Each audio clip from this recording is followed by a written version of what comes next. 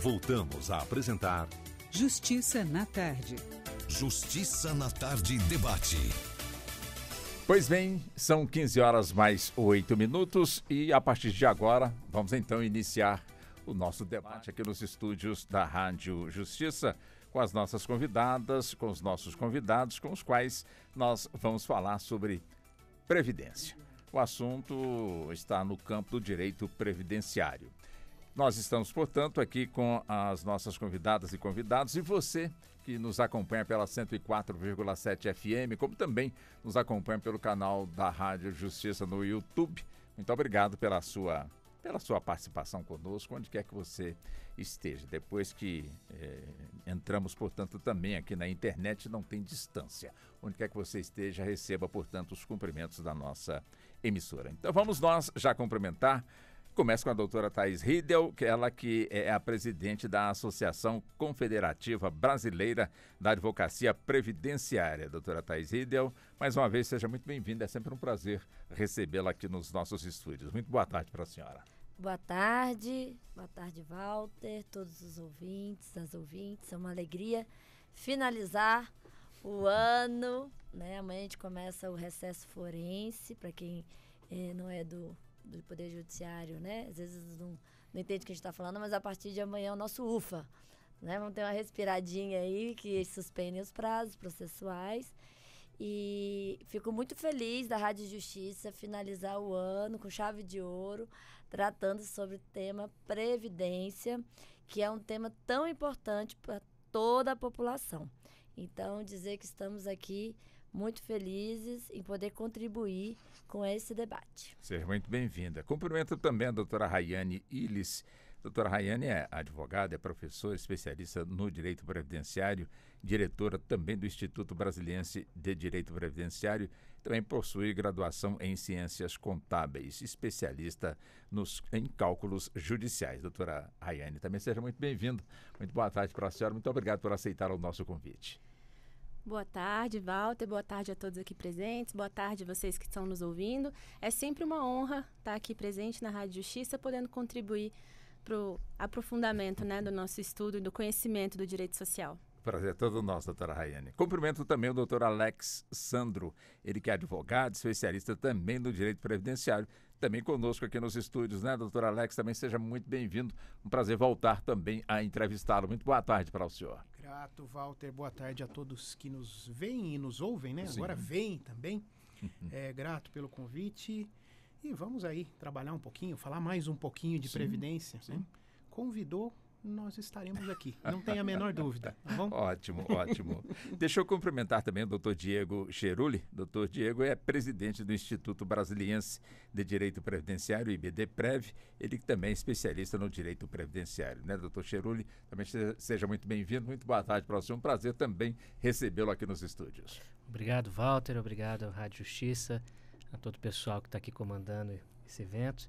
E como a Thaís disse, no último dia do funcionamento da máquina judiciária, né, antes do nosso recesso, esse tema é muito importante e vai trazer esclarecimentos aí para toda a sociedade. Muito obrigado pelo convite. Pela gentileza. Então vamos nós aqui começando. Deixa uma pergunta aqui para que possamos então de alguma forma buscar as respostas, refletir.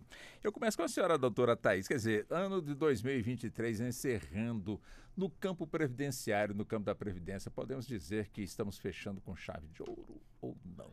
Quase. Na verdade, assim, o que acontece? Nós já temos, já comentamos algumas vezes, né, que esse tema, os temas de direito previdenciário têm sido cada vez mais debatidos no judiciário, né? O INSS é um dos grandes litigantes do país e, então, constantemente nós temos debates jurídicos em torno de matérias previdenciárias. E, em especial, nesse ano, foram colocados em pauta tanto a tese da revisão da vida toda, que é algo que tem agitado o país, porque após longos anos o STJ definiu pela procedência da possibilidade da revisão da vida toda. Só para quem está ouvindo, a revisão da vida toda é uma tese jurídica que discute a possibilidade daquela pessoa que já está aposentada há menos de 10 anos poder rever o valor da sua aposentadoria, incluindo no cálculo, né, no seu cálculo do benefício, contribuições realizadas em períodos anteriores a 1994. Nem sempre a inclusão destes valores aumenta o valor da aposentadoria, mas algumas vezes sim.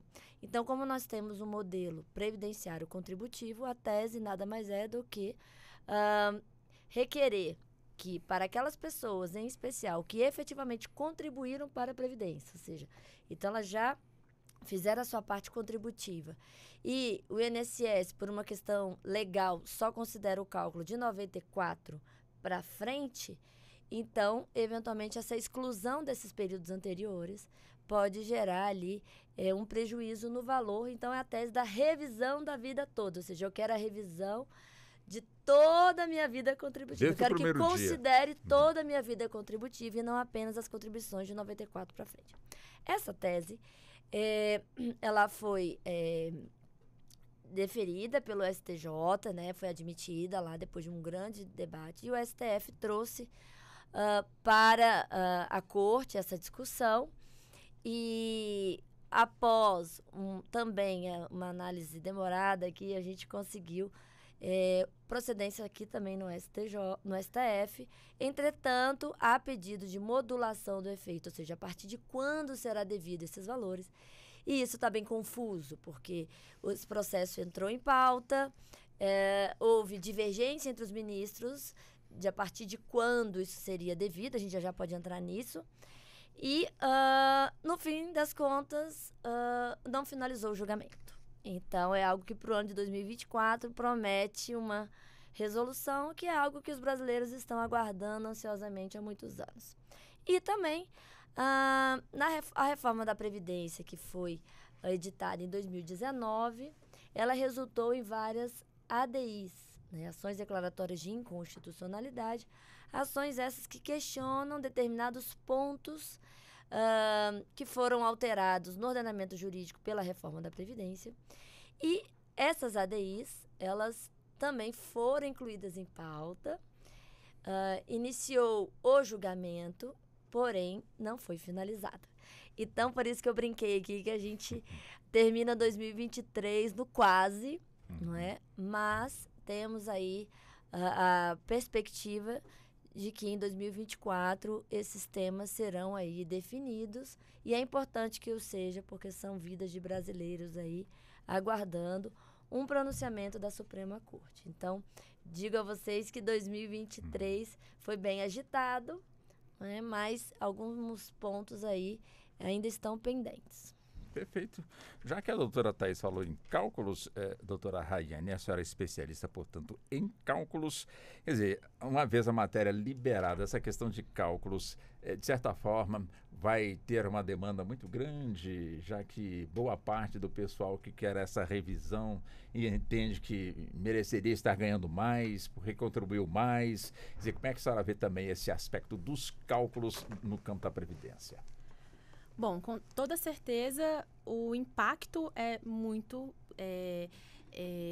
necessário, né, na seara dos cálculos, principalmente porque só tem direito ao benefício, a revisão, né, da vida toda, o beneficiário que tiver no seu cálculo comprovadamente um benefício mais vantajoso.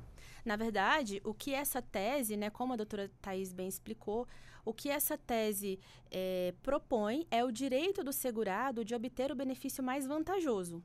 Então, para que ele saiba qual é o benefício mais vantajoso, ele precisa, sim, né, obter o recálculo dos seus benefícios para fim de revisão. E esse cálculo, ele envolve, né, a tese é mais ou menos assim.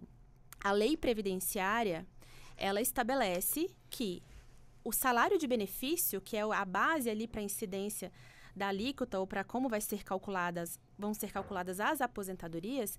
Então, o salário de benefício, ele considera os salários de contribuição a partir de julho de 94. Então, na carta de concessão desses segurados que se aposentaram há menos de 10 anos e que têm contribuições anteriores a julho de 94, certamente o INSS, por determinação legal, utilizou apenas os salários de contribuição a partir de julho de 94. E a tese, assim, né, traduzindo o que o Supremo trata, porque se a gente for ler a tese que foi firmada, ele fala que em questão da regra transitória, da regra permanente, enfim, mas traduzindo o que foi definido, o que se estabeleceu foi que se o segurado, durante a sua vida toda, ou seja, considerando os salários de contribuição anteriores a julho de 94, se o cálculo do benefício, considerando a vida toda, desde o início da sua contribuição anterior a julho de 1994, o cálculo desse benefício fica maior do que o que ele começou a receber, então ele teria direito a esse benefício mais vantajoso, que foi oriundo de uma reforma legislativa, né, que acabou alterando a forma de cálculo do benefício, e aí isso gerou como é que vamos dizer, esse prejuízo, né, para alguns segurados que teriam direito a um benefício mais vantajoso se considerassem a vida toda de sua contribuição. Mas, como a doutora Thaís também afirmou, não são todas as pessoas, né, que vão ter direito a essa tese. Por isso, a decisão firmada nessa decisão da revisão da vida toda, ela vai impactar diretamente a forma de cálculo do benefício, né? Então, é necessário, é imprescindível que seja apurado o valor dessa revisão e também o reflexo sobre o cálculo em relação a qual será a data inicial fixada pelo Supremo para fins de recebimento dos retroativos, já que os valores retroativos, ou seja, que são as diferenças devidas entre o valor devido e o valor revisado, o valor revisado e o valor concedido, né, na verdade, esse valor retroativo também vai ser apurado para fins de que a Previdência Social pague o segurado daqui para frente, né, do momento em que houver a revisão para frente, e também o retroativo. E aí o Supremo, nessa modulação de efeitos, está para definir qual vai ser essa data inicial. Então, é realmente uma tese que impacta totalmente a área dos direitos, a área dos cálculos judiciais. Agora, doutor Alex, como foi aqui dito, né, é importante que a pessoa que, de alguma forma, entende que tem que buscar na justiça essa revisão, saber com quem buscar, porque de repente, se a pessoa que ingressar na justiça sem realmente fazer um estudo antecipado, pode ser que essa pessoa que está aposentada, possa ser que na revisão ela venha, portanto, a receber menos do que já estava recebendo? Pela revisão da vida toda, não. Doutora Thaís, doutora Rayane colocaram muito bem. A ideia da revisão, chamada revisão da vida toda, ela trabalha uma questão específica do cálculo de concessão. Ela, para colocar em outros termos, imaginemos que nós temos duas regras de cálculo de concessão de benefício previdenciário. São duas regras de cálculo de concessão de benefício previdenciário. E qual regra, então, eu devo aplicar no cálculo do meu benefício previdenciário? Segundo a tese, aplica-se aquela que for mais benéfica ao segurado. Então, eu tenho um formato de cálculo onde se consideram todo o período de contribuições, todo o período contributivo, ou seja, a vida toda, onde eu utilizaria a base de cálculo expandida, por assim dizer. E o sistema do INSS, ele considerava apenas a base de cálculo que eu chamo de comprimida, ou seja, a base de cálculo onde não se considera a vida toda. Tá? Então, houve uma eleição por parte da autarquia previdenciária de que aquele cálculo com a base comprimida seria o melhor para todos os então segurados que pediam benefício previdenciário. Mas não é verdade. Há um grupo de segurados que tem efetivamente condição de ter um benefício melhor se considerado todo o período contributivo. Quem seria esse segurado? De um modo geral, aquele segurado que antes de julho de 94, ou seja, se ele conseguir fazer uma força de memória, ele vai lembrar que ele tinha antes, ou naquele período de hiperinflação, ele tinha boas remunerações. Para ele, todo o período contributivo seria, obviamente, muito mais vantajoso. E aí, diretamente na pergunta que o senhor fez. Veja só, imaginando que alguém vá fazer um pedido desse pedido de revisão. Ele vá ao judiciário, ele vá ao sistema administrativo do INSS e faça o requerimento dessa revisão. Se essa revisão, ou se esse novo cálculo, considerando a base expandida, não melhora o valor do benefício para o segurado, tá? As decisões que saíram tanto do STJ como do STF, elas preservam a condição de manutenção do melhor benefício. Perfeito. Ou seja, se eu já recebo o melhor dos dois cálculos, isso não será alterado.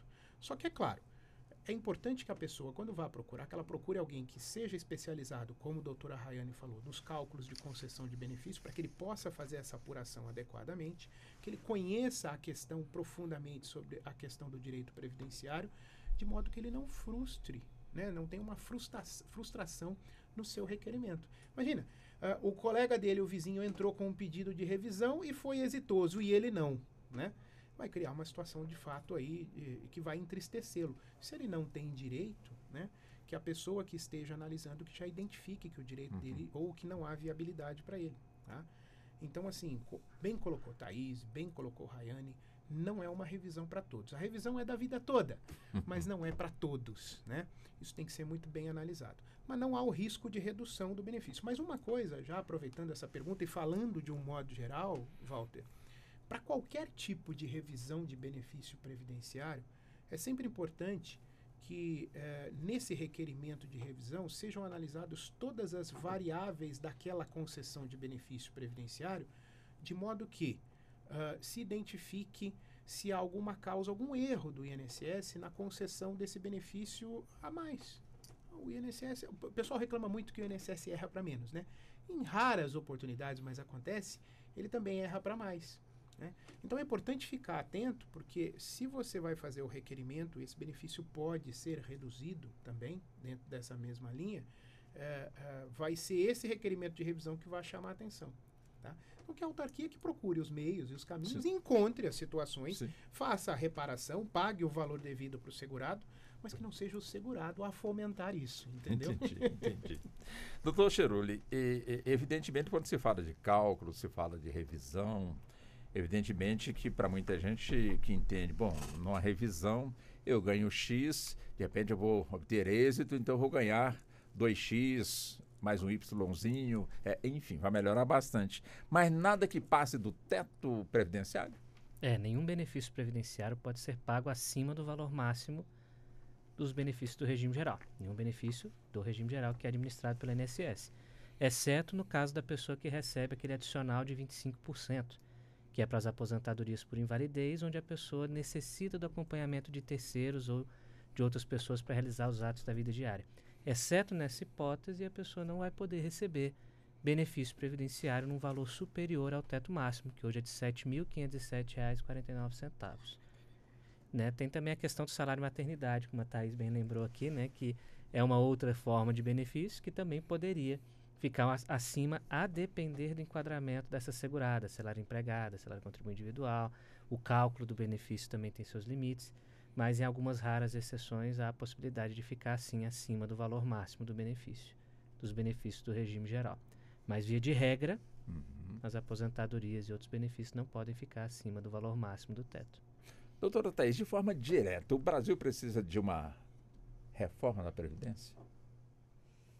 O Brasil precisa ajustar alguns pontos que foram mal feitos na última reforma. Como mal feitos, doutora Thaís? Vou dar um exemplo muito claro. A gente que leciona, e meus alunos, depois que eu ensino, eles ficam bem bravos também. A grande questão da reforma é que muitas vezes as pessoas só percebem na hora de receber o benefício.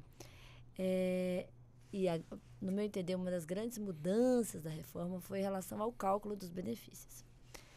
Porque em Previdência, a gente tem que pensar o quando e quanto, certo? Primeiro que Previdência, a gente a gente às vezes tem a mania de pensar só quando ficar ali na idade avançada, uma coisa lá na frente. A Previdência, ela te protege para qualquer situação, qualquer momento em que te falte o trabalho. Então, qualquer um de nós estamos, então, sujeitos a qualquer momento ter um acidente, uma doença, uma incapacidade que me retira a capacidade laborativa. E a Previdência, ela vai possibilitar ali diferentes benefícios a depender da situação de risco que eu me enquadrar. Então, situações de infortúnio, como um acidente, a gente tem o auxílio acidente, a gente tem a aposentadoria por incapacidade acidentária, a gente tem o auxílio por incapacidade temporária, né? Então, se eu tenho uma incapacidade temporária, enquanto eu não consigo trabalhar, eu vou receber um benefício previdenciário para não passar para o estado de necessidade. Se eventualmente essa incapacidade é tamanha, ela é total e permanente, aí eu tenho direito à aposentadoria por incapacidade. Isso pode acontecer a qualquer momento. Sim. E então, quando ocorre a situação que a gente chama aqui, que é o fato gerador do benefício, vai se verificar quanto tempo você contribuiu até ali, para fazer o cálculo do benefício. Então, cada tipo de benefício, a gente tem aqui aposentadoria por idade, a gente tem a aposentadoria especial, que é para aquelas pessoas que trabalham expostas a agentes nocivos, à saúde com insalubridade. Nós temos a aposentadoria por incapacidade, nós temos o auxílio por incapacidade temporária, nós temos o auxílio reclusão, nós temos salário maternidade, nós temos o salário família. Então, são vários benefícios a depender da situação de risco. Pois bem, quando a reforma veio, ficaram discutindo muito a questão da nova idade mínima. O objetivo maior da reforma foi acabar com a aposentadoria por tempo de contribuição pura, que era aquela aposentadoria em que a gente podia, no INSS, porque os servidores públicos já tinha sido extinto, poderia aposentar homens com 35 anos, mulheres com 30 anos de contribuição, independentemente de uma idade mínima. Então, a premissa da reforma foi, olha, nós estamos vivendo cada vez mais, tendo menos filhos, então isso o sistema não aguenta, o sistema quebra, a gente tem que ter uma idade mínima. E aí definiram, então, a idade mínima 65 anos homem, 62 anos mulheres. E só que pouco foi dito em relação ao cálculo desses benefícios. E um ponto que eu chamo muita atenção e critico é que, de forma preponderante, foi usada a mesma regra de cálculo da aposentadoria programada. O que é aposentadoria programada? É aquela que eu já sei que se eu contribuir, quando eu chegar com 62 anos mulher ou 65 anos homem, eu vou me aposentar. É programado, eu posso me programar. A reforma, ela alterou para que, na hora do cálculo, somente terá 100% da média, ou seja, média a gente vai somar todas as contribuições feitas e dividir pela quantidade de meses. Só terá 100% da média quem tiver 40 anos de contribuição, certo? Então, às vezes a pessoa ela chega, consegui a idade, mas quando vai ver lá, o valor é parcial. E essa mesma regra de cálculo, ela é a regra geral para todos os benefícios, basicamente. Então, se eu aposento por incapacidade, eu também precisaria ter os 40 anos para ter os 100%. Então, eu penso que com não uma reforma constitucional, mas nós precisamos fazer agora a regulamentação do que foi alterado e fazer alguns ajustes. Ajustes que eu entendo que foram retrocessos diante do direito previdenciário, que é um direito civilizatório. Então, a gente andou para trás em alguns pontos, ou seja, as pessoas estão menos protegidas. A gente tem que conseguir que as pessoas venham para a Previdência, contribuam, porque elas estão se protegendo das situações de risco, e quando elas têm um cálculo justo. E esse cálculo ficou bem justo. Um ponto que tem sido muito criticado é a própria pensão por morte, porque a pensão por morte, o cálculo também ficou muito drástico. Se a gente tinha um cálculo que era comparativamente outros lugares do mundo, era uma fórmula de cálculo até razoável, boa, a gente tem que lembrar que a média, né, dos benefícios previdenciários já são muito baixas. Elas estão em torno ali de 2 salários mínimos. Então, quando a gente altera os cálculos, na prática, a maioria esmagadora dos beneficiários estão recebendo ali muito próximo do salário mínimo e só estão recebendo o salário mínimo porque não pode ser menos que o salário mínimo. Então, eu entendo que essa parte do cálculo merece ser ajustada. Outro ponto que eu também entendo ser necessário ajustar é em relação ao cálculo da aposentadoria das servidoras públicas. As servidoras públicas ficaram com um cálculo pior do que as mulheres do regime geral, porque no regime geral a gente conseguiu fazer uma alteração no apagar das luzes da reforma da Previdência para que as mulheres precisem de 35 anos de contribuição para ter 100% da média, enquanto os homens 40 anos. E as mulheres servidoras públicas ficaram com a mesma regra dos homens. Então, as mulheres, olha que coisa, você deixa ela aposentar mais cedo, uma idade menor, mas na hora do cálculo ela tem que contribuir ao mesmo tempo para ter o mesmo valor. Então, você dá numa mão e tira na outra, então também isso precisa ser ajustado, né? E um ponto principal, que isso a gente clama, que inclusive que o STF observe em relação a isso, em relação à aposentadoria especial.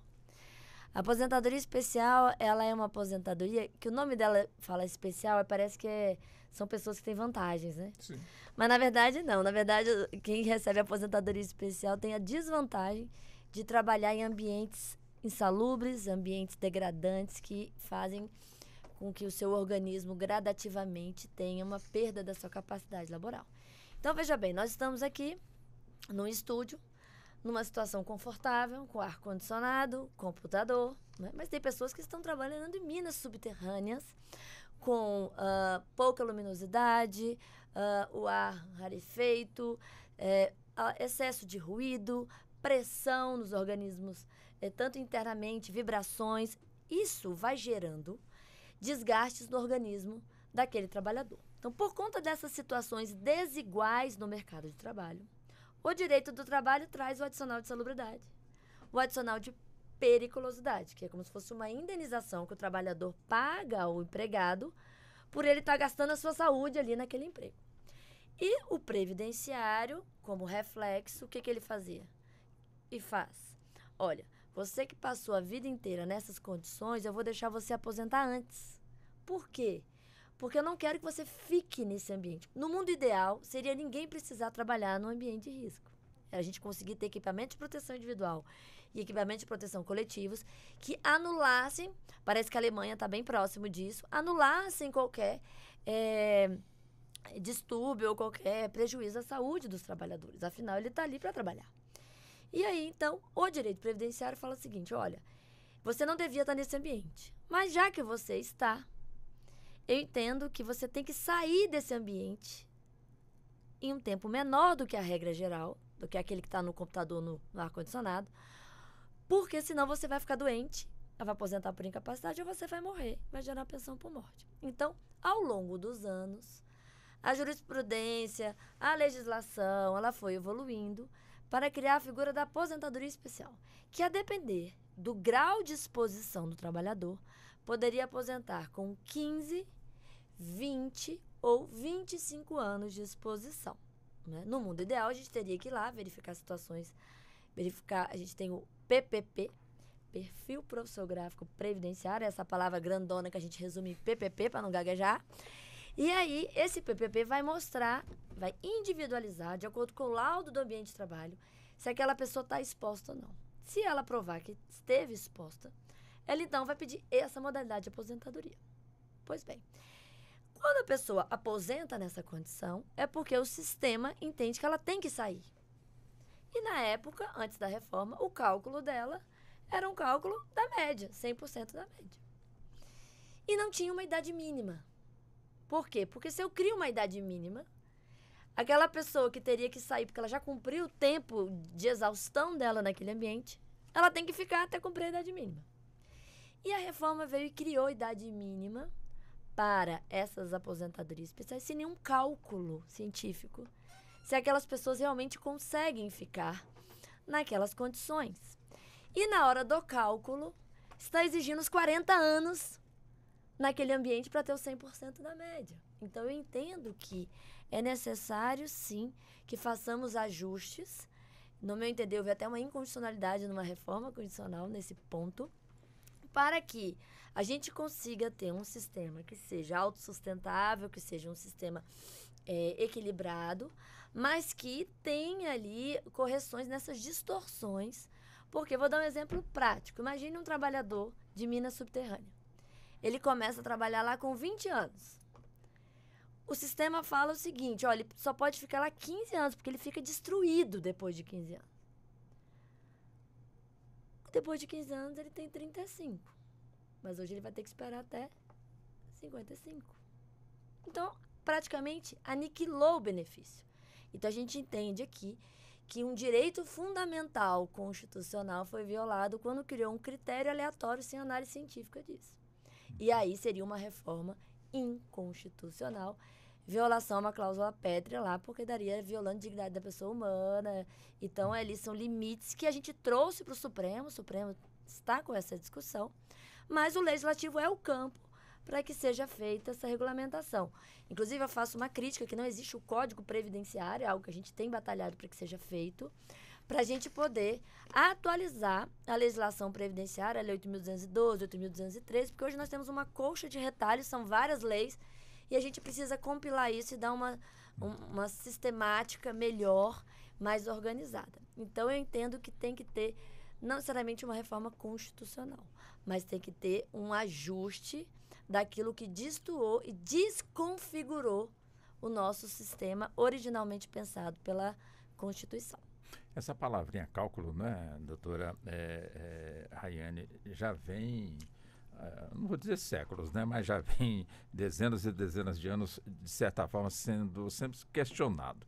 Me lembro perfeitamente de ter realizado entrevista, inclusive com a senhora, sobre pessoas que contribuíram na Previdência, objetivando uma aposentadoria com X salários mínimos. E, de repente, nada disso, portanto, aconteceu por conta justamente dos cálculos mágicos, porque são poucos que, de alguma forma, portanto, entendem. Quer dizer, resgatando, portanto, a justiça em torno dos cálculos, seria possível também buscar lá atrás o prejuízo sofrido, doutora Rayane? Então, Walter, como a doutora Thaís bem pontuou, né, também em relação à reforma da Previdência, impôs uma grande desconstitucionalização de direitos previdenciários. Então, muitas coisas que a Constituição previa, acabou que com a reforma foi autorizada a regulamentação por lei, e daí, na fala dela, ela trouxe, né, não necessariamente uma nova reforma, mas uma alteração, ajuste legislativo. Mas, em relação aos cálculos, houve uma grande mudança. Já era um grande questionamento por parte dos segurados em relação à forma de cálculo, né, que realmente é bastante complexo e muda de benefício para benefício. Então, você precisa ter um conhecimento de como que é a apuração do salário de benefício e da renda mensal inicial de cada benefício. E como você trouxe, né, já tratei disso aqui, acho que mais de uma vez na Rádio Justiça, muitas das vezes há uma frustração da expectativa do segurado em relação ao valor que ele vai receber a título principalmente dos benefícios vitalícios, né? Então, principalmente na aposentadoria. Recebemos muitos questionamentos no sentido, doutora, mas eu trabalhei e contribuí a vida toda com, 5 salários mínimos. E agora eu estou recebendo 1 salário mínimo, ou 2 salários mínimos. E as pessoas tendem a fazer essa ligação entre o valor do benefício e a quantidade X de salários mínimos. E aí é o primeiro ponto, assim, em relação a cálculo previdenciário que a gente precisa esclarecer e deixar bem evidente, que é a total desvinculação do valor do benefício com a quantidade de salários mínimos. A única referência existente entre o salário mínimo e o valor do benefício é o valor mínimo do benefício. Então, a aposentadoria, alguns benefícios não estão limitados ao salário mínimo, como salário família, né? Alguns benefícios não estão limitados ao salário mínimo, mas em sua grande maioria, né, as aposentadorias, os auxílios por incapacidade permanente temporária, o próprio auxílio reclusão, eles têm a limitação do salário mínimo por ser o mínimo. Então, ninguém vai receber menos do que esse valor. Essa é a única vinculação entre o salário mínimo e o valor dos benefícios previdenciários. Fora isso, eu não posso fazer traçar um paralelo entre a quantidade, né, os valores de salário de contribuição que foram utilizados para pagamento das contribuições sociais com o valor do benefício, já que a forma de cálculo, né, eu vou fazer aqui somente, talvez fique complexo para o nosso ouvinte ouvindo assim, sem nenhum outro tipo de demonstração, mas só um paralelo assim, do que a gente pode tratar. Antes da reforma da Previdência, nós tínhamos que o salário de benefício era calculado sobre 80% do valor da média do salário de contribuição. Hoje, essa média já é de 100% do salário de contribuição, ou seja, eu já tive uma redução do valor da média. E houve também uma alteração das alíquotas que vão incidir sobre essa média. Antes da reforma, tínhamos a figura do fator previdenciário. Não sei se você Sim, claro, se lembra. A incidência do fator previdenciário sobre as aposentadorias por tempo de contribuição, por exemplo. E hoje nós já temos uma fórmula que é dependente do tempo de contribuição do segurado, que é de 60% mais 2% a cada ano, que ultrapassa 20% para os homens, por exemplo. Né? Então, só falando aqui muito rapidamente, só para que tenhamos um conhecimento de que a forma de cálculo dos benefícios ela é desvinculada da forma da quantidade de salários mínimos. Então, se eu contribuir, vamos supor que durante toda a minha vida contributiva eu contribuí no teto da Previdência. Isso não me garante um benefício no teto. Não me garante. O que vai influenciar no valor do meu benefício é a média do salário de contribuição e anualmente, o teto, ele altera, né? O salário mínimo altera em um índice que é desvinculado do índice que atualiza os benefícios. Então, não são proporcionais. O salário mínimo tem uma outra indexação. E, além disso, o valor dos benefícios, ele vai estar vinculado à quantidade, ao tempo de contribuição ou à forma com que cada segurado fez as suas contribuições. Então, teríamos que analisar caso a caso, né? Tendo apenas um limitador mínimo, que é o salário mínimo, e um limitador máximo, que é, na grande maioria dos benefícios, o teto previdenciário. Então, ali, nós vamos fazer a média, aplicar as alíquotas. Então, não está vinculado, não é necessariamente o valor vinculado ao que eu contribuí. Não há uma vinculação em relação a isso. Por quê? O sistema previdenciário do regime geral de previdência e do regime próprio também, ele é o que a gente chama de regime de repartição. O que significa que as contribuições que estão sendo vertidas naquele mês para o sistema vão ser utilizadas para pagamento dos benefícios naquela mesma competência. Então, não existe, assim como acontece na previdência privada, um acúmulo de rendimentos. Na previdência privada, nós temos o que nós chamamos de regime de capitalização, que é a formação de um fundo previdenciário para cada segurado, em que ali, considerando, então, as contribuições que ele fez para aquele respectivo plano, é que vai haver um cálculo atuarial para verificar qual vai ser o benefício dele lá à frente. Então, existe aqui uma vinculação muito maior do que no regime de repartição do regime geral. Então, daí a extrema necessidade, né, a extrema importância de conhecer a questão dos cálculos para não haver essa frustração, né, como disse o Dr. Alex, e para que se conheça e para que os segurados sejam previdentes, né, para conhecer também como que funciona, como que será, né, para prever como que seria basicamente uma simulação de quanto ele iria receber em seu benefício. Doutor Alex, a pessoa quando busca a sua aposentadoria, quer dizer, ela só sabe realmente da finalização do cálculo quando lhe é comunicado que a aposentadoria saiu. Quer dizer, no transcorrer, portanto, aí dos cálculos, quer dizer, a pessoa que está pleiteando, portanto, a sua aposentadoria, o seu benefício, em algum momento ela é chamada, não para ver se concorda, mas para acompanhar, ou ela tem esse direito de acompanhar o que está sendo feito para finalizar, portanto, aí o cálculo da sua aposentadoria ou não? Os procedimentos melhoraram bastante nos últimos anos. Nós vivenciamos um período bastante negro da história, vamos dizer assim, onde efetivamente um requerimento de benefício previdenciário chegava a durar anos, talvez. Tá?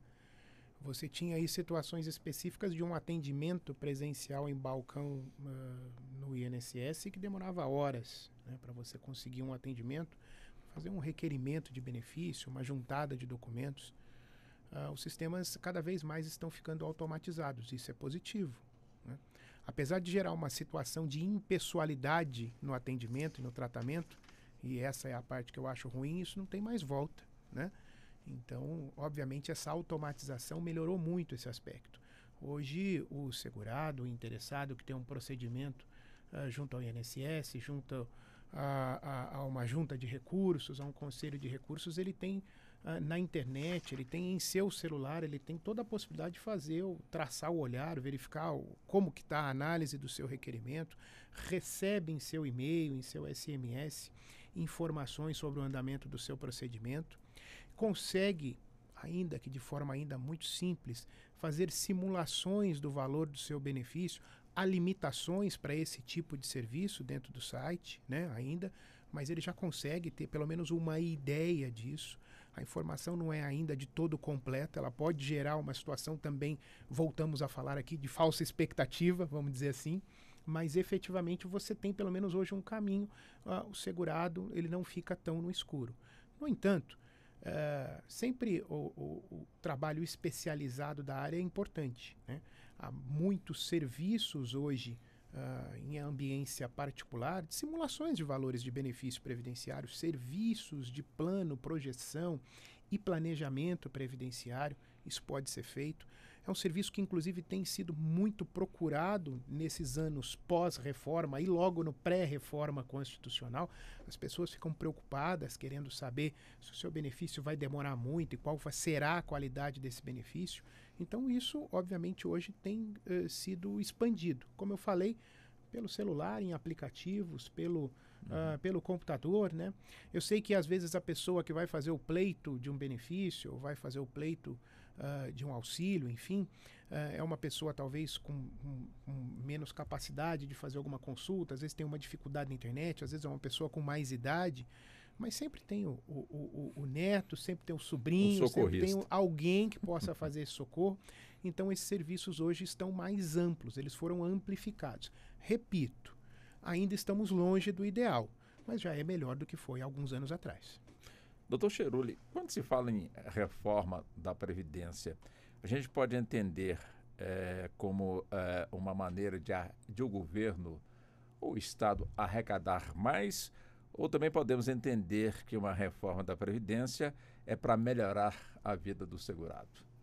É uma pergunta bem complicada de responder, Walter, porque normalmente quando se fala em reforma não é para arrecadar mais, é para gastar menos, né?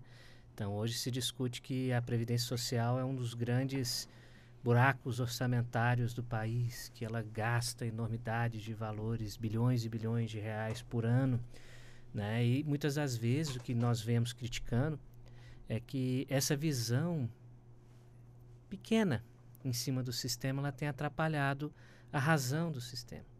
A razão do sistema é garantir ordem social, bem-estar, garantir que as pessoas vivam melhor na sociedade, tenham uma expectativa melhor de uma velhice mais saudável, mais tranquila e, em especial, que distribua renda. Só que quem olha para a Previdência com aquele olhar só de gasto, fala, não, estamos gastando demais, estamos gastando demais, estamos gastando demais, vamos diminuir isso aí. Mas espera aí, o que seria do país sem a distribuição de renda que hoje o regime geral de Previdência Social dá? Então, a Previdência Social hoje, ela não se discute só de um lado nem do outro. O aspecto econômico ele é muito forte, inclusive em várias decisões aqui do Supremo Tribunal Federal. O aspecto econômico ele tem tomado conta de todas as discussões. De um lado, como eu disse, nós temos a questão, né, do gasto. Estamos gastando demais com Previdência, mas também não estamos distribuindo muito com Previdência. Sem essa distribuição de renda dos regimes geral, como ficaria muitos municípios que hoje têm uma renda, o fundo de participação de município é menor do que a renda de benefício, ou seja, o que entra de benefício previdenciário é mais do que o município arrecada. Ele vive dos benefícios que o INSS paga, em especial os benefícios rurais, né, destinados aos segurados especiais do campo. Então, nós temos essas situações que ainda são vistas como um tabu dentro do Congresso Nacional. De um lado, é um lado muito extremo, né? Precisamos reduzir essa despesa. Quando fala de reforma de Previdência, é sempre para reduzir direito. Sempre para reduzir direito. Ou para tentar fazer com que a norma vede fraude, né? Que é a outra linha. Gastamos demais porque o INSS tem muita fraude. Então, as nossas normas passam a lidar com o direito previdenciário de uma forma que ele fica judicializável, cada vez mais judicializável. Por quê? Porque ele trava demais o acesso ao direito. justamente tentando evitar a fraude de um ou de outro, uma fraude pequena, de um percentual ali de 0,1%, 0,05% de pessoas que fraudam. Nós punimos toda a sociedade com uma norma extremamente mais difícil de se alcançar. Um exemplo disso é a pensão por morte. Nós temos aí que a pensão por morte atinge, né, a família daquela pessoa, em especial o cônjuge sobrevivente ali, em razão da morte do segurado. Só que aí nós temos aquelas situações de exceção onde alguém casa com uma pessoa mais jovem. É regra? Não é regra. Não tem como dizer que é regra. A regra é qual? Pessoas que vivem em conjunto, se amam e dependem economicamente, né, e psicologicamente uma da outra. Se uma falta, pelo menos o benefício previdenciário vem ali para ajudar a reequilibrar aquele lá. Então, qual uma das reformas recentes que teve foi qual? Precisamos colocar uma idade mínima para o pagamento desses pensionistas, porque existe muita pensionista novinha, que era o termo que se usava. Existe muita pensionista novinha.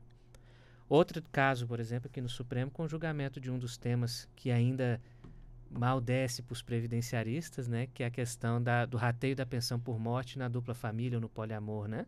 Quando um segurado tem mais de uma família, ou tem mais de um amor, vive com mais de uma pessoa, que o Supremo autoriza que isso pode acontecer.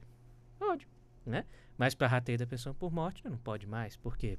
Porque pode gerar fraude, pode, né, gerar um gasto maior para o sistema. Dentre outras coisas, agora na reforma de 2019, com a pensão por morte que a Thaís falou aqui, a pensão por morte foi drasticamente abalada. Hoje uma pensão por morte concedida após a reforma da Previdência pode chegar a 25%, 30% do valor do benefício da pessoa. E antes, no regime geral, ela chegava a 100%, talvez, da situação. No regime próprio, ela chegava bem próximo ali dos 70%, 80% do que a pessoa recebia. E agora nós estamos falando de pessoas que podem receber 25% só daquele valor.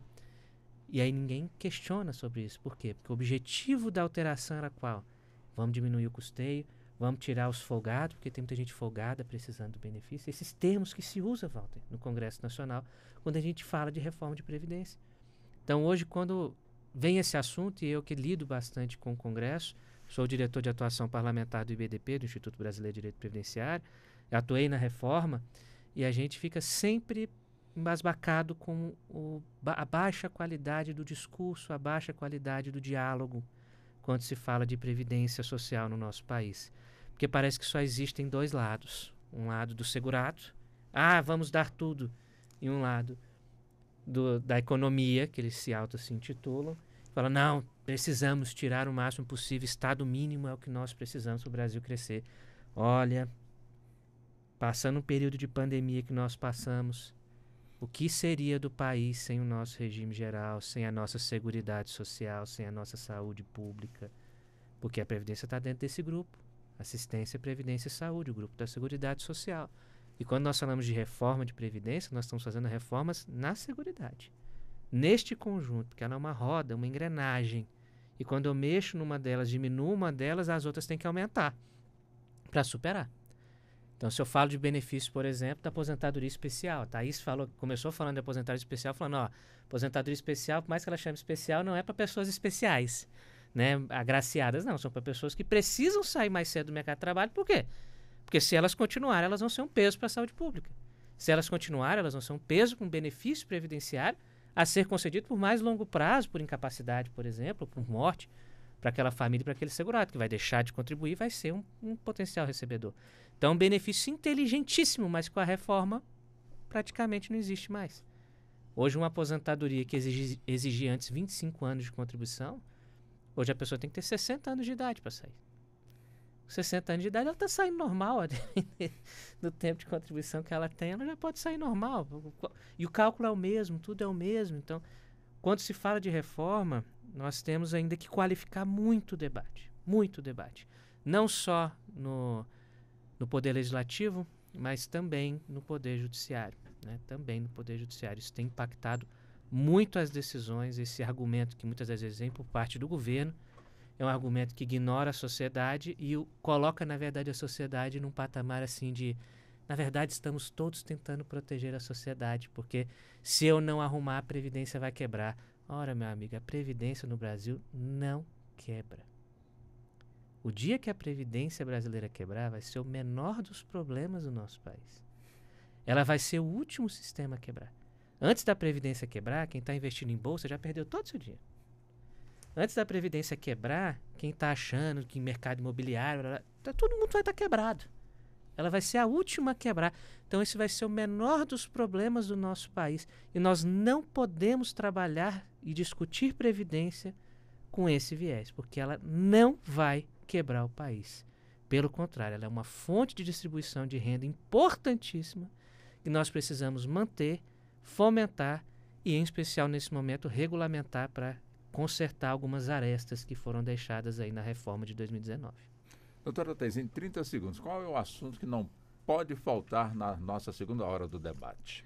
Planejamento previdenciário. Fim de ano, vamos repensar o ano novo e vamos planejar. Então vamos voltar com esse assunto já já. Saímos para o intervalo, peço licença, são 15h59, voltamos em instantes. Até já. Você está ouvindo Justiça na Tarde.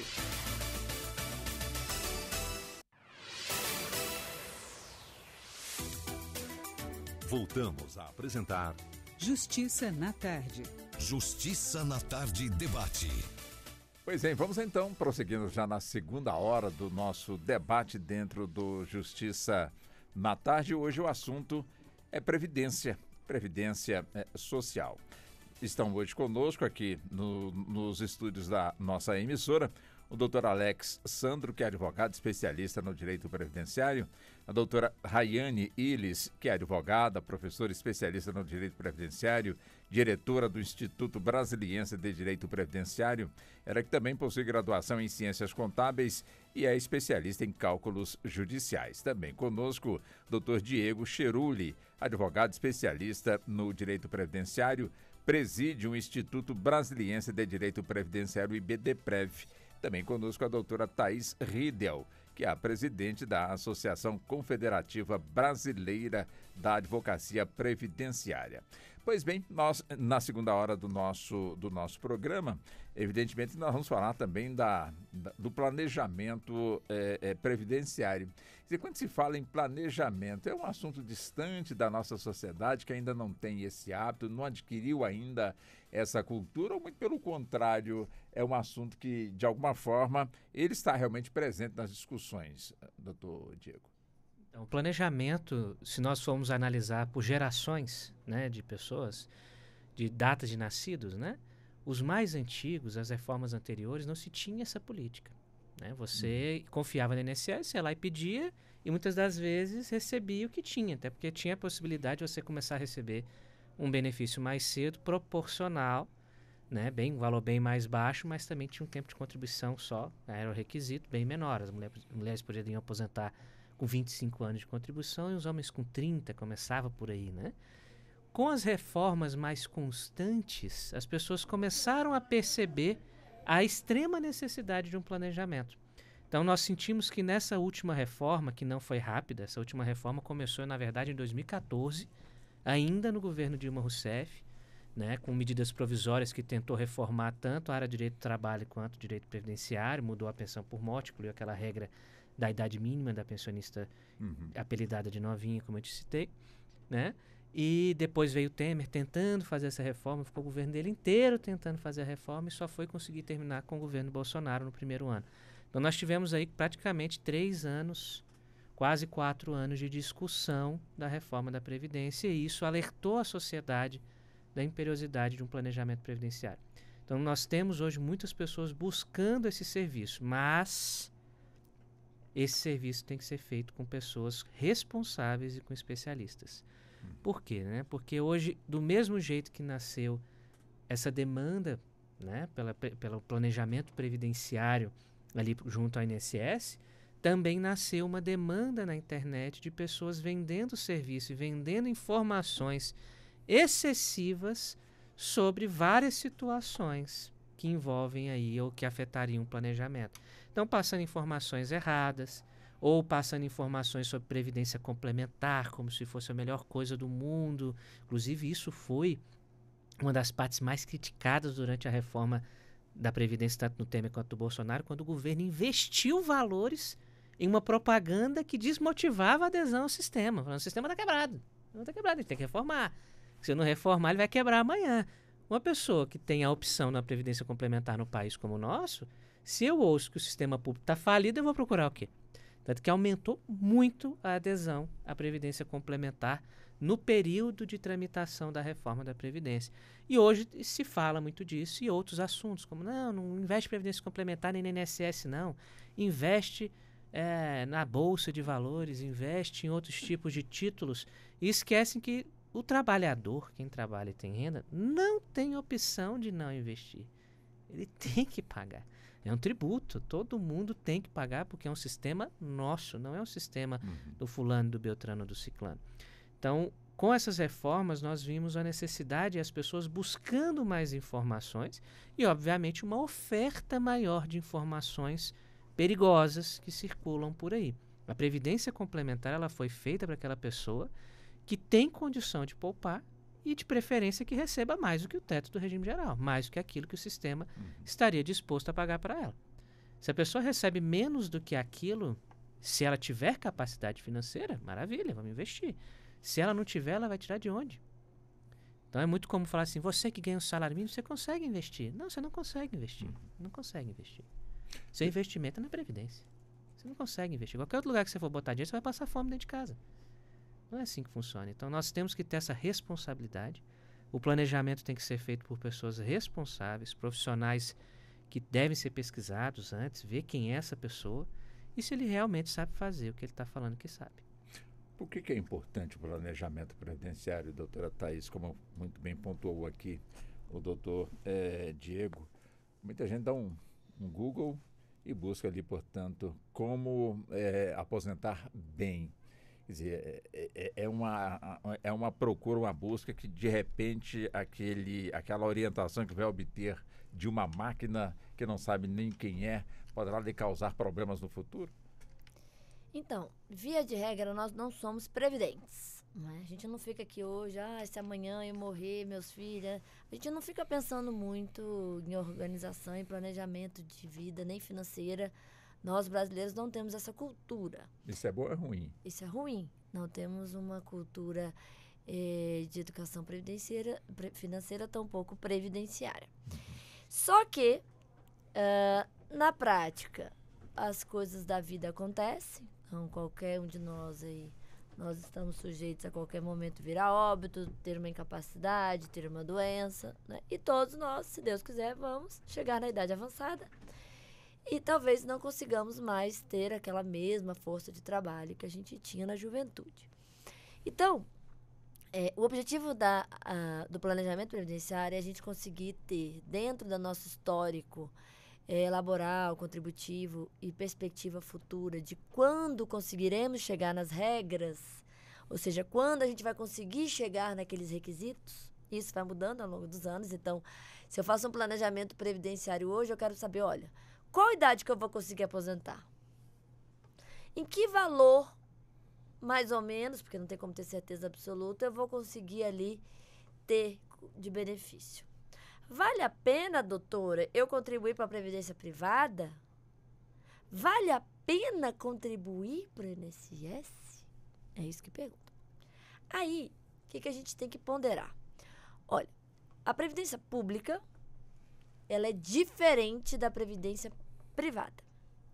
Uma não é melhor nem pior que a outra. Elas são diferentes, com lógicas diferentes.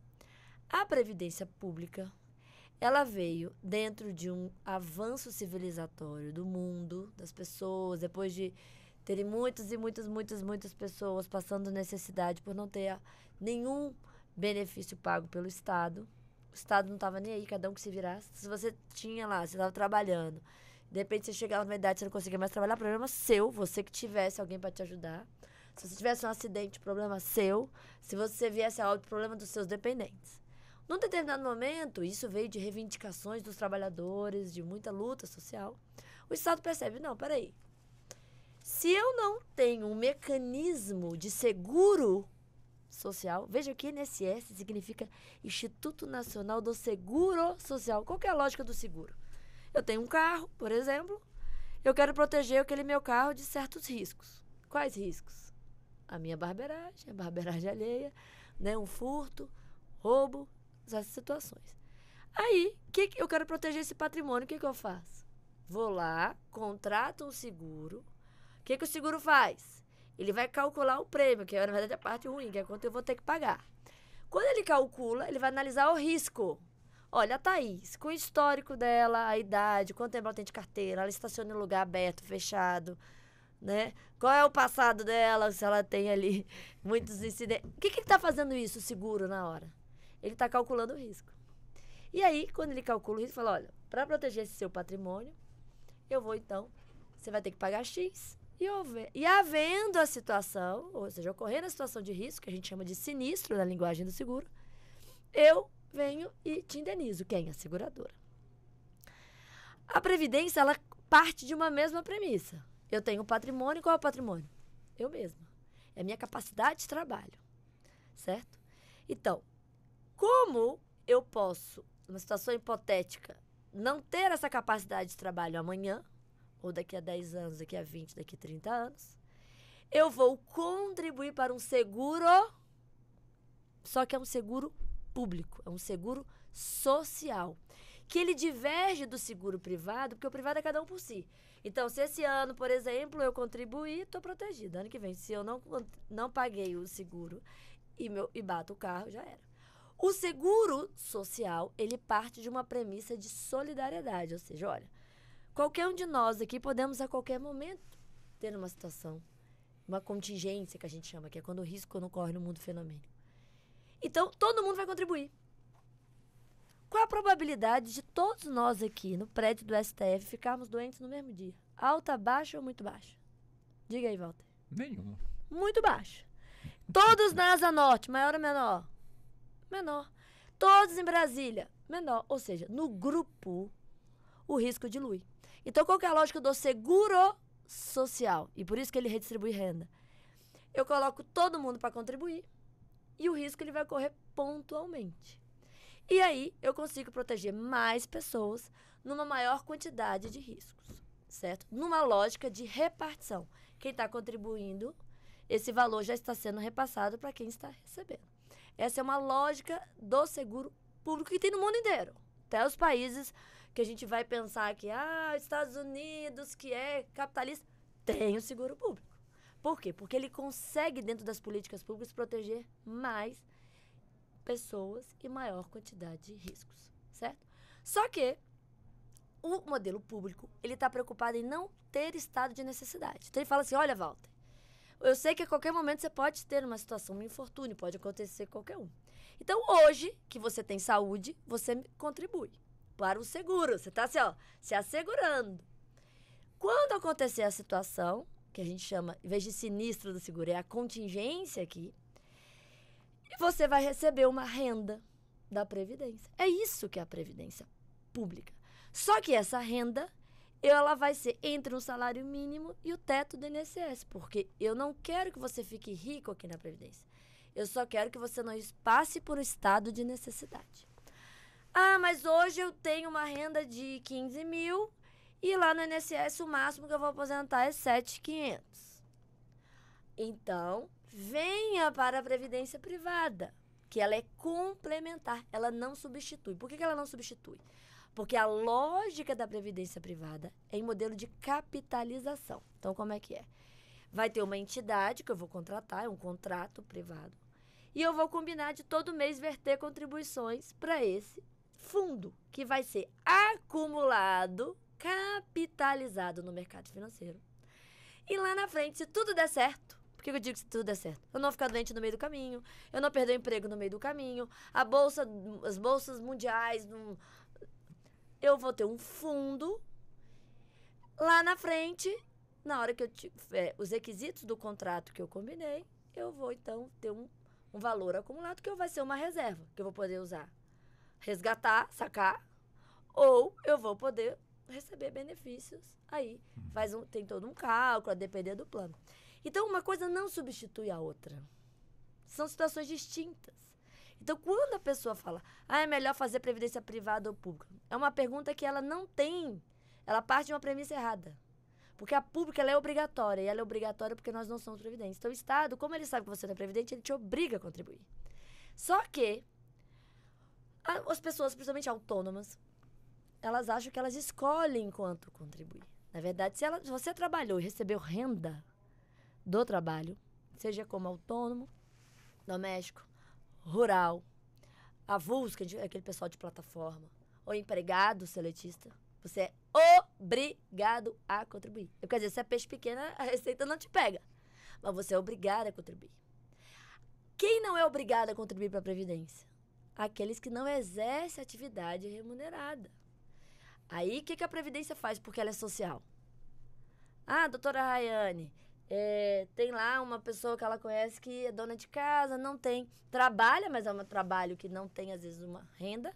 Então, ela quer se proteger para a Previdência. Ela vai e vem como facultativa. Um estudante, certo? Então, a lógica previdenciária ela é muito inteligente e ela nos força a, enquanto saudáveis, contribuir para um seguro, porque no momento nós não teremos mais a saúde para receber renda do trabalho. Só que essa renda, e aí por isso que a gente critica a reforma, ela tem sido cada vez menor e as pessoas sentem uma injustiça do tanto que elas contribuíram e do tanto que elas estão recebendo de contrapartida e elas querem fugir. Não, me contrata por fora. Não assina, não. Porque senão eu vou ter que recolher. Quando a pessoa faz isso, na verdade, ela está se desprotegendo de algo que o sistema, depois de muita luta, conseguiu se estruturar para proteger. Por isso que é importante se planejar, de preferência ter a pública e a privada, certo? Quando é possível, mas obviamente, é algo que não pode ser feito sem uma análise detalhada, específica. Cuidado, que tem muita gente aí prometendo céus e terras e na verdade, tudo é muito técnico. Tem que fazer conta, tem que fazer cálculo. E é variável, porque ao longo dos anos pode ir mudando. Mas, obviamente, procure alguém da sua confiança, alguém que... Mas não deixe para amanhã. Já vai hoje, quem está me ouvindo agora, entre lá. Meu INSS, se você não tem o cadastro ainda, olhe o seu CNIS, Cadastro Nacional de Informações Sociais. Veja, é o seu extrato, tudo que você já contribuiu na vida, em tese, deveria estar lá. O que acontece muitas vezes é que na hora da aposentadoria a gente verifica que não estão as informações como a gente imaginava que estava. E aí, na idade avançada ou quando corre a situação de doença ou de incapacidade, o valor ou, às vezes, os requisitos não são alcançados. Então, sejamos previdentes. Hoje, já que é final de ano, ano novo, vida nova, mudar de postura, né? Assim que a gente renova as energias, vamos, então, procurar.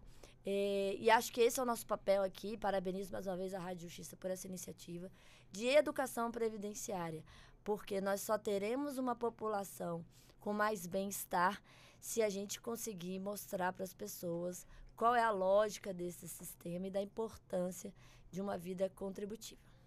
Doutora Rayane, também nessa mesma linha, né, do planejamento previdenciário, a importância para a senhora, acima de tudo, de adquirirmos essa cultura. Ainda estamos muito distante disso? Olha, Walter, imagino que vamos dizer que já estamos engatinhando. Mais próximos, exatamente. Quando ingressei, né, no estudo do direito previdenciário, me lembro que se falava muito em planejamento tributário, principalmente empresarial, né, e planejamento sucessório também das pessoas, né, de alta renda que precisam se planejar, enfim, para como vai ser a sua sucessão. E pouco se falava em planejamento previdenciário. Hoje eu vejo já a própria reforma da Previdência fez com que as pessoas parassem, eu acho, um pouco para pensar, né, que vão necessitar do sistema. E muitas pessoas também foram surpreendidas com a mudança das regras do jogo, enquanto o jogo ainda não tinha acabado, né? Então, ainda não tinham alcançado os requisitos, tinham ali uma perspectiva do que poderia ser, ou às vezes também não tinham, mas tinham uma noção. E aí acaba que, como ainda não tinham o direito adquirido, mas assim apenas uma expectativa de direito, acabaram se vendo sujeitas a uma reforma que muito se alardeou, né, como o Dr. Diego mencionou, no sentido de que se não for feita a reforma, o sistema vai quebrar. E aí, muitas pessoas também, cheguei a ouvir muito disso. Então eu não vou contribuir, porque se eu não vou receber lá na frente, não vai quebrar agora, mas pode quebrar depois. E na verdade, não. Nós temos um sistema previdenciário extremamente forte, né? E extremamente necessário. Foi a Constituição de 88 que trouxe o formato que nós temos hoje de Seguridade Social, que une previdência, assistência e saúde, e que tem os três em conjunto o objetivo de prevenir, né, de prevenir a miserabilidade, de prevenir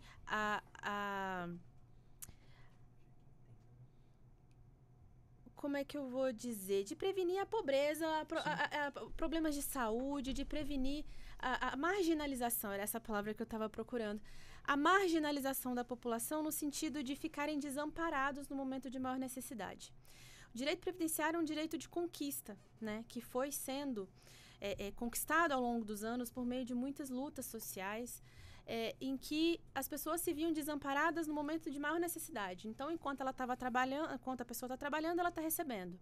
Mas se tiver algum problema de saúde, principalmente, vamos pensar num trabalhador que seja arrimo de família, né, que vá ter que uma família dependa dele e ele, de repente, fique impossibilitado de trabalhar.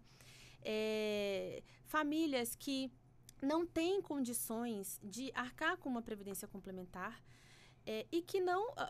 muitas das vezes é o que a gente vê, né? No direito do trabalho nós temos o FGTS, que é a formação de um fundo justamente já prevendo que as pessoas não vão ter aquela... não diria responsabilidade, mas a condição de separar um dinheiro pensando já no seu futuro. Então, a Previdência ela vem com esse enfoque, né, de proteção e de prevenção. É garantir ali um mínimo existencial para a população que contribuiu, assim como também a assistência social, que não depende de contribuição, e o Sistema Único de Saúde, que também não depende de contribuição, mas é a garantia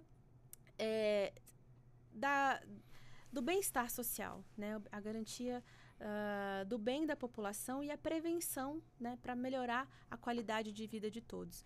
Então, o planejamento previdenciário, ele entra na necessidade de que se observem quais são os requisitos que eu tenho hoje e o que eu preciso fazer para estar dentro do sistema, para manter o sistema também, né, e para garantir com que, se qualquer evento, né, acontecer na vida do trabalhador ou naquele ambiente familiar, que não se passe por necessidades, né?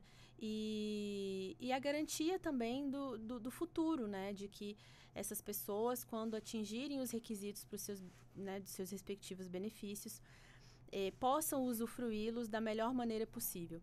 Eu costumo dizer que funciona como engrenagens, e o planejamento previdenciário como engrenagens, em que eu preciso colocar junto do meu tempo de contribuição previsto a minha idade e também pensando no valor que eu vou contribuir em relação ao cálculo futuro. Então, eu tenho que, no planejamento previdenciário, colocar essas engrenagens para funcionarem em perfeição, né? Para que eu tenha uma previsão futura de como eu vou ter segurança no meu futuro, para que nada cause miserabilidade, problemas estruturais familiares, enfim. É muito imprescindível. O Brasil tem uma natureza, uma grandeza continental, né? Nós temos um país que a gente não pode partir do pressuposto de que todos são como pessoas que vivem nas capitais, que trabalham, que têm outras fontes de renda. Então, nós temos grande população rural, grande população ainda, infelizmente, extremamente marginalizada, que precisa do amparo do Estado, né, que não tiveram uma educação financeira, mas que precisam que o Estado forneça, né, obrigatoriamente esse amparo, né, e de uma forma preventiva, e não apenas depois trazendo eles para assistência social. Então, a gente precisa não forçar, mas prever, né, planejar a previdência para fins de que o sistema funcione perfeitamente nessa engrenagem. Doutor Alex, muito tem se elogiado a nova tecnologia, a tecnologia da informação. Tanto que se fala que hoje a Previdência, com essa nova tecnologia, vai poder abreviar e muito aí a questão do tempo para poder atender o conjunto de demandas. Por outro lado, também, essa mesma tecnologia que é elogiada, ela, por outro lado, não deixa de trazer uma certa preocupação, já que ela está fomentando aí inúmeras atividades onde não há necessidade, portanto, do ser humano estar, portanto, ali, de certa forma, se preocupando, portanto, com a Previdência. Quer dizer, quando se debate a questão, portanto, aí dos aplicativos, onde nós temos Uber, temos também outras atividades em que a própria justiça entende que não há relação de trabalho entre quem está ali como motorista de Uber ou exercendo em outras plataformas algum tipo de atividade, não tem, portanto, uma relação trabalhista. E evidentemente que a relação trabalhista é justamente, como foi dito aqui, para poder garantir aos segurados a sua manutenção como segurado e mensalmente estar ali, portanto, recebendo, portanto, ali os seus valores. Quer dizer, essa discussão ela precisa ser aprofundada, porque é aquela história, dou com a mão, tiro com a outra, mas é um futuro, é belíssimo, estamos bem adiantados com essa questão, estamos diminuindo, portanto, aí o número de pessoas trabalhando, para quê? Sendo que a inteligência artificial, de alguma forma, está diminuindo, portanto, essa carga, portanto, do trabalhador, que tem mais tempo para se divertir. Mas e aí, né, doutor Alex, como é que a gente pode aprofundar nessa questão? A questão do custeio é algo muito sério, né? E a questão daquele que trabalha e ofere renda e fazer as suas contribuições para traçar esse olhar para o futuro, né? E a gente está nesse debate de planejamento e de projeções de valor de benefício e estar segurado dentro de um sistema de seguro, como falou a professora Thaís, né? Isso é muito importante. Quando somos jovens, quando estamos jovens, né? Estamos ainda, né? Muito. Estamos ainda, né? Quando somos mais jovens, então, Sim. pronto. Quando somos mais jovens, não há, pelo menos, um processo de consciência coletiva na questão previdenciária. Então, se você tem uma relação de emprego, você contribui sem saber. E se você tem uma relação de trabalho, posso dizer ali, uma relação de trabalho autônomo, por assim dizer, você não tem ali muita preocupação com as contribuições. Você nem sabe o que aquilo, ou onde aquilo vai dar. Esse processo de consciência previdenciária é muito importante. Hoje, por exemplo, alguém que trabalha num Uber ou presta serviços, por exemplo, no aplicativo de iFood, são pessoas com remuneração muito baixas, às vezes também jovens, e a contribuição previdenciária acaba sendo um tabu porque ele tem que tirar dinheiro da renda dele para fazer os pagamentos. Então, quando você não tem uma formalização desse contexto, e isso está em discussão hoje, não só aqui, na Europa, Estados Unidos, enfim, você tem discussões sobre todo esse contexto. O que é esse trabalho? Como se contribui, como se paga para essa relação de trabalho? Eu acredito que a gente aqui está ficando um pouquinho para trás disso. A gente precisa encontrar um modelo. Qual que é o ideal? É de emprego? É contribuinte individual? Né? É um prestador de serviço? É algo misto? Algo híbrido? A gente vai criar algo híbrido para esse tipo de trabalhador? Isso já é real. A gente precisa encontrar esse caminho. O fato é que a gente não pode deixá-lo de fora dessa relação social, dessa relação contributiva. A gente está aprendendo aqui uma relação de consciência previdenciária. Eu estou observando aqui cada um falando. O Rayane estava falando do contexto do bem-estar social. A previdência é legal porque ela cria bem-estar social. Esse debate foi aberto pelo Diego. Tá? O Diego pegou e falou o seguinte, que o nosso sistema previdenciário é seguro. Ele não vai quebrar. Ou seja, eu posso pôr dinheiro lá tranquilo, que ele é seguro, ele é tranquilo. A doutora Thaís falou outro aspecto também, chamou a atenção de outro aspecto. O nosso sistema previdenciário, ele é obrigatório. Você trabalhou, você põe dinheiro lá. Ou seja, o que fica faltando a gente poder pensar? Porque muita gente desiste de fazer relações contributivas, propaganda falsa, falando que vai quebrar, que o sistema não vale a pena, que é muito caro. Falta ainda a gente pegar e falar que o sistema também é rentável. O quanto você põe de dinheiro no sistema previdenciário ao longo de anos, o quanto você custeia pessoalmente, e o que você vai receber de benefício previdenciário daqui 30, 40 anos, vai te pagar muito mais do que se você pegar aquilo e fizer uma aplicação em uma situação, numa caderneta de poupança, ou numa aplicação aí mais básica, um CDB, por exemplo. Há um livro do professor Ivan Kertzmann, e ele fala de planejamento contributivo, e ele toca exatamente nesse ponto. Seja para grandes investidores, seja para a pessoa que faz contribuições previdenciárias na base de um salário mínimo, se você fizer o comparativo nessas proporções, o que você receberá de benefício é mais do que você fazer nesse valor em alguma aplicação financeira mais simples, mais básica. Não estou falando naquelas aplicações de altíssimo risco. Tá? Então, repito, cria bem-estar social, é seguro, é obrigatório e é rentável. A gente precisa trabalhar isso, a gente precisa mostrar isso para aquele que vai buscar esse nosso trabalho, esse serviço de planejamento, de projeções de aposentadoria. E esse é mais um outro passo daquele caminho longo que nós temos de criar, desde o pequeno, desde aquele que está na escola, que está ali, naquele começo, antes dele ter essa obrigação contributiva, né, para as outras pessoas, para os outros trabalhadores de um modo geral. Nosso sistema previdenciário é muito bom. Disso eu não tenho a menor dúvida. Doutor Diego, também nessa mesma linha, né, de raciocínio, como é que o senhor avalia também essa questão? Porque boa parte dos nossos jovens, muitos já concluíram os estudos e não tem tanta oportunidade. Se tem, às vezes, muitos também preferem não buscá-las, nessas oportunidades.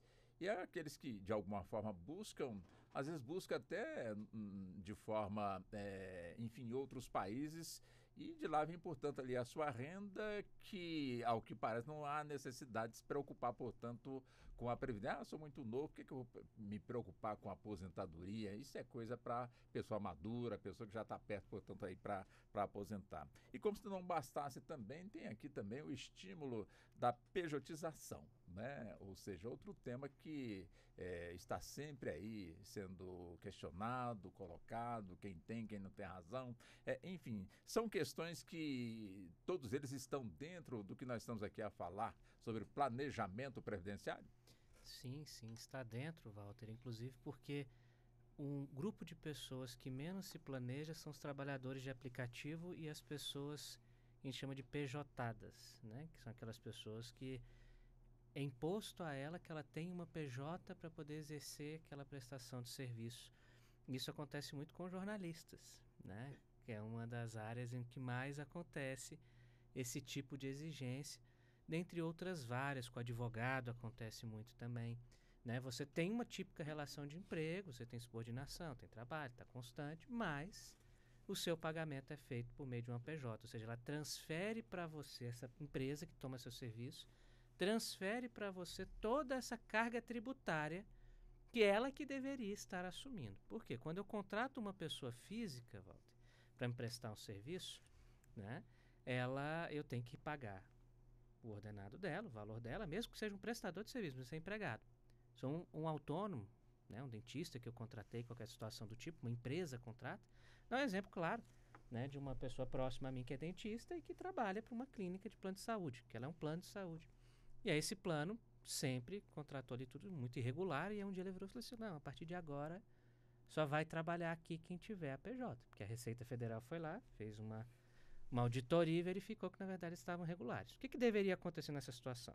Essa pessoa, esse dentista que presta serviço para essa PJ, quando a PJ fosse pagar para ela, ia pagar, o seu salário é 5 mil por mês, e a contribuição social da PJ, e a sua contribuição social eu vou reter e recolher tudo para Receita Federal. Ou seja, a PJ paga uma contribuição social que é mais alta, bem mais alta do que a do segurado, tá? Por isso que os empresários não gostam muito da Previdência. Fala custa caro, porque tem uma contribuição empresarial ali, uma parte patronal embutida. Quando ela pejotiza essa pessoa, ela joga tudo para ela. Então, assim, os 5 mil, ela só vai passar os 5 mil. Que antes, se fosse 5 mil, ela vai passar 5 mil, mais 20% da contribuição patronal, aí já seria 6 mil, mais os 11% que ela vai ter que reter dessa pessoa, normalmente, né, a pessoa nem conta com isso, e passar esse valor mais a retenção do imposto de renda para a Receita Federal. Quando ela faz isso, ela para de pagar tudo isso, passa os 5 mil livre na mão da pessoa, em tese está economizando 11%, em tese, Ela estaria economizando 11% que está deixando de ser retido. E ela vai ter que pagar o resto todo. E aí, para não ficar caro, o que, que ela faz? Pagando salário mínimo. Que a Receita Federal hoje, essa é uma das minhas críticas, né, ela não tributa e ela não fiscaliza a renda real das pessoas que trabalham com pessoas jurídicas. Quantas e quantas situações, Walter, eu já peguei de colegas seus, né, que ganham valores bem altos, acho igual o seu salário aí, uns 300, 400 mil por mês. É sério. Às vezes eu peguei um colega seu com 300 mil de salário por mês de uma das grandes emissoras, 12 anos recolhido no salário mínimo. E aí quando foi fazer o planejamento, né, foi lá para baixo o benefício dessa pessoa. Mas olha meu salário, como é que eu vou receber só isso? Mas você pagou isso.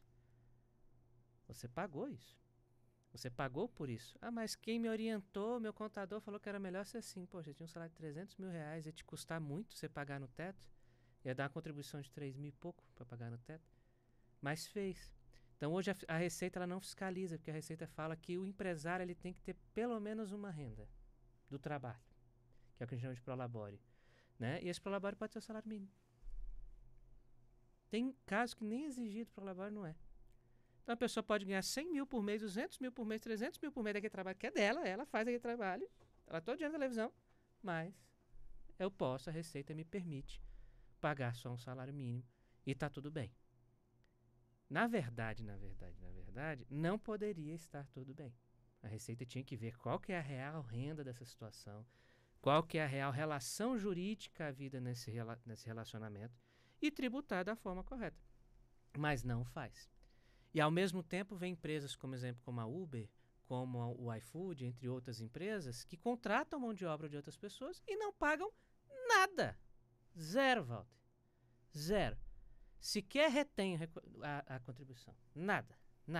E é uma briga constante, briga inclusive nos tribunais, briga no legislativo, um lobby muito grande para que elas continuem sem pagar nada, porque elas se auto-intitulam como empresas que intermediam, na verdade, que quando eu peço o iFood, é eu que estou contratando o motoboy para trazer a minha comida.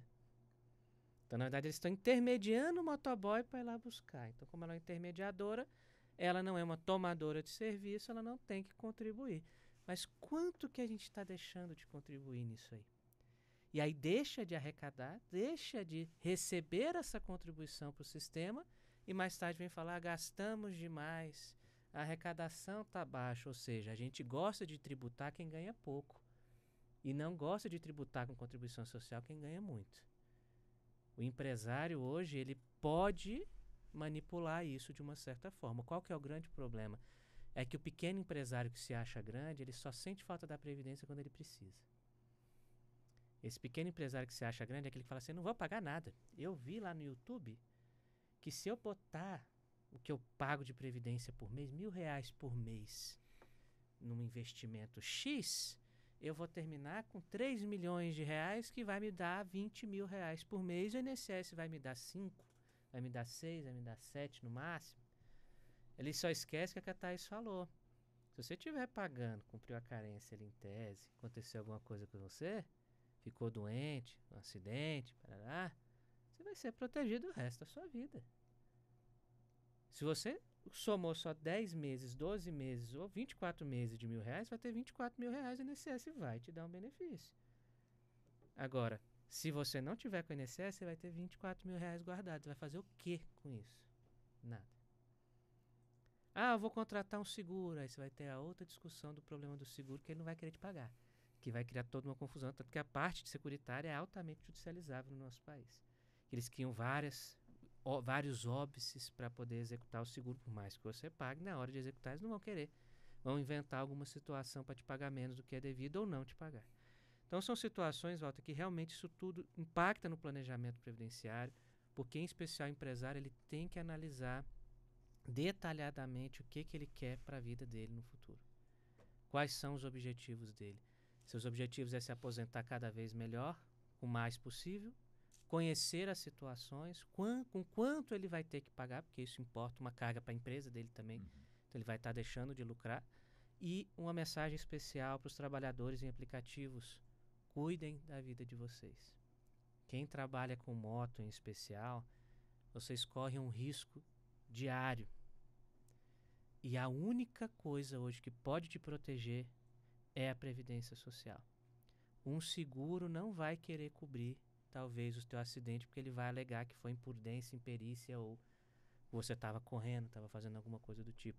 Agora, a Previdência Social, você caiu da moto e morreu, teus filhos, tua esposa vão estar ali protegidos. Ficou doente ou se acidentou, vai precisar ficar afastado, você vai ser protegido. Vai gastar muito menos e vai ter uma proteção muito maior. Perfeito. Bom, como nós já caminhamos, o tempo voa, né, doutora Thaís? O assunto é tão bom e são vários os temas, né, para a gente poder abordar. Então vamos fazer o seguinte, entre 2 minutos e meio e 3 minutos, a senhora fique à vontade. Né? Já vou buscando aqui com esse mesmo tempo para cada um das senhoras, cada um dos senhores, para a gente, então, finalizar, portanto, esse nosso debate. Fique à vontade, doutora Thaís. 2 minutos e meio, eu deixo até 3. Perfeito. Quero finalizar aqui a minha fala, agradecendo mais uma vez a oportunidade de estar aqui, reiterar a importância da população compreender a importância da Previdência, a importância de se planejar, se prevenir dos riscos. Qualquer um de nós está sujeito a essas situações de risco. Eu lancei um livro recentemente, Walter, que foi minha tese de doutorado, em que eu tratei Qual o título do livro? a inseguridade social no Brasil. Olha, sugestivo. Desafios para a Seguridade 4.0. E já está na... Já, a editora Juruá, vende tanto na editora quanto também na Amazon. Quem Mas quiser. é só para faculdade, escola, ou a pessoa pode ter Qualquer em casa pessoa, pra poder sim, eu estudar? explico todo o sistema, como ele funciona e passo bastante sobre essa questão da 4ª Revolução Industrial, que é essa da inteligência artificial e como o trabalho cada vez mais não significa emprego.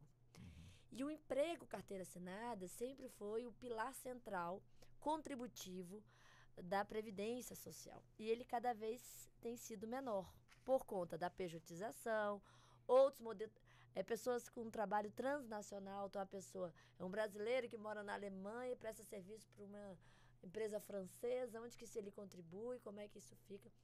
E, em especial, os trabalhadores de plataforma. A pandemia, ela mostrou que essa diretriz de vamos reduzir o papel do Estado na proteção social estava equivocada. Porque no momento de risco, as pessoas não são previdentes e ela vai precisar do modelo protetivo, que o Brasil é um dos melhores do mundo, que é da Seguridade Social. Veja, na época da pandemia, o que no fim das contas, atendeu a população? SUS, Previdência, com os benefícios para quem não conseguiu trabalhar, e assistência social para aqueles que não conseguiram trabalhar. E a gente teve que atender, em especial, os informais. Os informais trabalham, mas não contribuem. Quando eu tenho um trabalhador de plataforma, e aí entra todos esses trabalhadores, que é uma nova realidade, né, de aplicativos, o que o mundo tem pensado, né? E aí, independentemente se é uma relação de emprego ou não, eu estou saindo dessa discussão trabalhista. Há uma relação de trabalho e eu estou recebendo renda desse trabalho. Então, tem que ter uma relação contributiva. Ele é um contribuinte obrigatório da Previdência. Só que, o que os países mais avançados estão fazendo? Eles estão trabalhando para aperfeiçoar. Então, quando você fala precisa de reforma, é nesse sentido que a gente precisa de reforma. Para aperfeiçoar o modelo protetivo a novas formas de trabalho, em que eu tenha, naquele momento que eu fiz uma compra ali no iFood, um pedacinho já foi para a conta social daquele trabalhador, de forma automática. Porque ele não é previdente. Nós temos que lembrar isso, nós não somos previdentes. Então, nós temos que criar meios e modos de cercar o trabalho, que não necessariamente hoje é emprego. Eu falo isso pela minha categoria dos advogados, né? A advocacia, ela contribui muito mal, muito pouco. A gente muitas vezes coloca ali um prolabore num valor inferior do que é o que a gente recebe de renda mensal, faz distribuição de lucro. E tem muitas vezes essa situação, profissionais liberais, que a vida inteira seguiam lá o contador, né? Por isso que eu brinco, a doutora Raine é contadora, e quando eu dava aula lá na UNB, que tinha que falar, que a culpa é do contador. A importância de ter, independente da relação de emprego, uma relação contributiva com o nosso seguro social. Então, vamos pensar o sistema, Vamos modernizar o sistema para que a pessoa esteja ela em PJ, trabalhando em Uber, como nós podemos, e o Brasil ele tem aí condições para isso, e nós temos profissionais gabaritados, tanto no legislativo, no judiciário, na academia, como nós podemos manter e avançar na proteção social de forma contributiva, equilibrada, mas que nós não reduzamos o bem-estar da população. Então, é esse o alerta que a gente traz aqui, da importância desse planejamento previdenciário e que todos aí, já que eu vou acabar a minha fala, tenham um ano novo maravilhoso, um Natal abençoado e que 2024 seja um ano aí próspero, um ano em que o Brasil avance para que a gente consiga aí ter um bem-estar melhor para toda a sociedade. E o livro, com certeza, é um belo presente, né? Não é? Aí, uma boa sugestão. Doutora Rayane, também, por favor, 2 minutos e meio, por favor. Bom, primeiramente, agradeço mais uma vez a Rádio Justiça pelo convite. E concluindo, assim, né, de todas as nossas falas, eu acho que tivemos aqui uma tarde muito enriquecedora, né, para todos nós, de conhecimentos, e que sirva principalmente para essa conscientização, né, para que sejam seja buscada a informação, né? O direito previdenciário, ele tem uma legislação bastante complexa. A doutora Thaís mencionou a necessidade de uma codificação dos direitos previdenciários, né, do direito previdenciário, porque nós temos uma legislação bastante esparsa em diversas leis, nós temos regulamentos, temos instruções normativas, né, tem a Constituição, a emenda constitucional, porque há dispositivos da emenda constitucional que não estão no texto da Constituição. Então, é necessário essa atualização também, porque veja isso, Walter, nós tivemos a emenda constitucional em novembro de 2019, né, a publicação da emenda constitucional, e as leis 8.213 e 8.212, que são principalmente, né, o plano de benefícios e o plano de custeio da Previdência Social, ainda não foram atualizadas. Então, muitas das vezes, se a pessoa de repente for pesquisar algo na lei, pode encontrar uma informação desatualizada. O que nós temos atualizado hoje no regulamento da Previdência Social, que é o Decreto 3.048, foi atualizado em 2020. Mas precisamos caminhar muito, não só para uma organização dessa questão legislativa, né, de organização para os profissionais, para os técnicos que atuam junto ao direito previdenciário, mas principalmente para a população também, para que elas tenham um acesso mais fácil. E daí fica a minha parabenização, né, para a Rádio Justiça, que está sempre buscando trazer essa informação por meio da rádio, né, por diversos meios, para que a previdência e também a assistência, que são direitos garantidos pelo Estado, né, para fins de bem-estar social, justiça social, que são direitos do trabalhador, direitos da pessoa, né, do cidadão brasileiro, para que ele possa conhecer e fazer jus, usufruir desse direito que lhe é garantido. Agradeço, um Feliz Natal, um Feliz Ano Novo para você, Walter, para os colegas aqui e para todos que estão nos ouvindo. Muito obrigado, doutora Rayane. Doutor Alex, vamos também com os 2 minutos e meio para as considerações? Vamos ser bastante breve aqui, Walter. Quero, como todos aqui, agradecer o convite feito pela Rádio Justiça. Fico muito feliz que a gente tem aqui esse espaço para debate, esse espaço para poder fazer a amplificação dos direitos e da consciência previdenciária para o trabalhador de um modo geral, para aquele que nos ouve e até nos assiste. Mas, de um modo geral, nós que trabalhamos com previdência, vocês que trabalham com rádio também, a rádio também tem esse papel.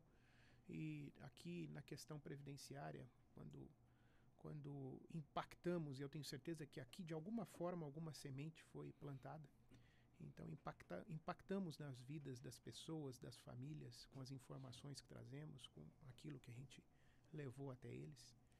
E no direito previdenciário, aquele que trabalha com direito previdenciário tem uma função muito bonita, que é a função de ser agente de transformação positiva da sociedade.